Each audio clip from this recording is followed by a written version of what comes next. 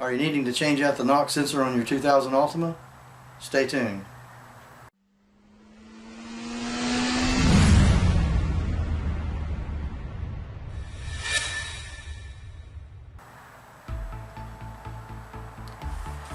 The 2000 Altima, which is this is going to apply to at least 98 to 2001, the 2.4 has a knock sensor on the back of the motor. They're renowned for cracking, and it sends a code to the computer. My engine light stays on most of the time because it needs to have a new catalytic converter put on it. It's not a big deal. So I didn't know when it shot a code for the knock sensor, but what made me notice it was going up a hill, especially in the higher gears. It felt like somebody's up there turning the distributor back and forth, advanced, retard. So I'd get this pulsing. I never got a ping, and it didn't seem to run very snappy either. It seemed like it was just a little bit, always like the timing was always retarded, and it was just dragging. So of course I work on cars, and I know how they run, so it was noticeable to me. But there may be little signs that your knock sensor is bad. Like I said, it throws off the timing. It can make it run laggy. Actually, mine seemed to idle a little rough when it was in gear, and now since I've changed it out, it idles fine. So that might have had something to do with it too. I put a meter on it, and of course it was showing the advanced timing in the correct zone. So I'm not sure now, maybe affecting it or something. I'm not really seeing that part on my scope, but either way, you know, possible rough idle, that's not as likely, but definitely timing change while you're driving, especially uphill under loads. Your car could ping because it may shoot the other direction, make the thing ping, not do it, not retarding the timing at all, so you're hearing the valves pinging a lot. Or you may not notice anything at all, and you just get an engine light pop up and read the codes, and it says it's knock sensor. There's only one knock sensor on the engine, so it says bank 1. That just means there's only one, so that's all you have to worry about. But like, this is a 15-minute job. It's pretty quick and easy. So let's dive into the video and see how to do it. Now I've jacked up the car to climb underneath it to change out the knock sensor. Now, floor jack's secure, more secure than most jacks.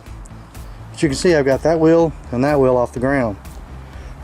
This is not really exactly safe. So, in order to climb underneath the car to where I'm going to have to put the sensor in, I can't put a jack stand anywhere in my way. But it'd be a good idea to put a jack stand, even though it may crush the rocker panel if the jack breaks or the seals blow out. Put you a jack stand somewhere right here on this little pinch weld. And if you don't want to do that, right here on the control arm, put you a jack stand right underneath it.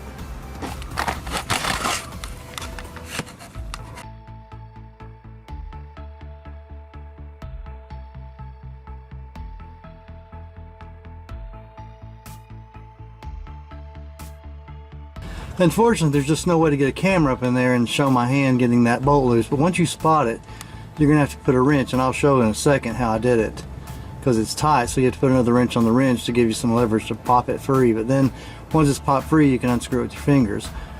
But thanks to the wire being long enough, you can bring it down, and you see that little, let's see if I get my finger there, see that little band on the black plastic plug. You got to pull that.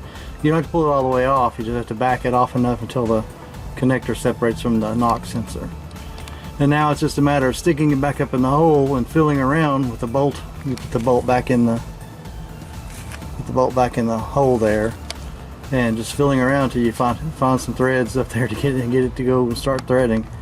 It's a bit of a pain, but it doesn't take that long. I've got about 5 minutes into this, other than jacking the car up, but it's not that bad when there's having to get your arm kind of contortioned up in there.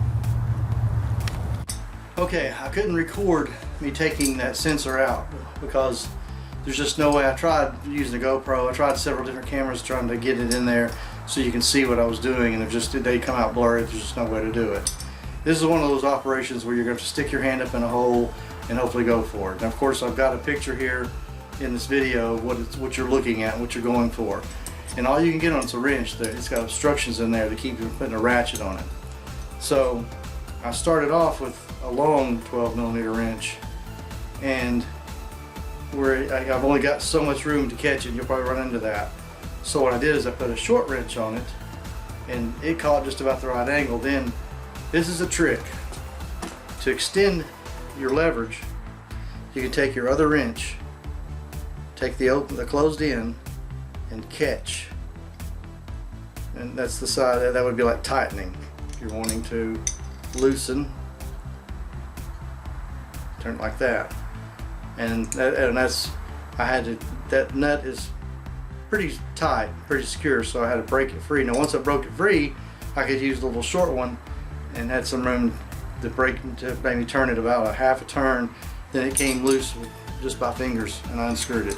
So like I said, this is it's not a real hard operation. It took me 15 minutes total to get up in there. As a matter of fact, you can see my shirt. I don't know, I got a greasy spot on my shirt where I had my hand up in there. Now I will be honest with you, there's other videos out here on this that shows everybody jacking the car up on one side working on it. I don't consider that safe, and I can tell you now, if you've got car ramps, if you don't know what those are, this is what they look like. Drive your car up on these car ramps. That's going to put it up higher, it's safer, and it gives you room, especially for on a creeper, gives you plenty of room to extend your arm straight. When you have it jacked up with a floor jack, you can't get it up high, so I'm bit like this trying to get my hand in there. So I'm fighting. But if it was a little higher, especially if it was on a rack, if you had a rack and you put the car up there, you can just walk right up and do that a whole lot easier. So that's a tip on how to get that sensor out of there. So if you found this video helpful on how to get that knock sensor out, be sure to like and subscribe, and always stay tuned because I'm always working on something crazy. See you in the next one.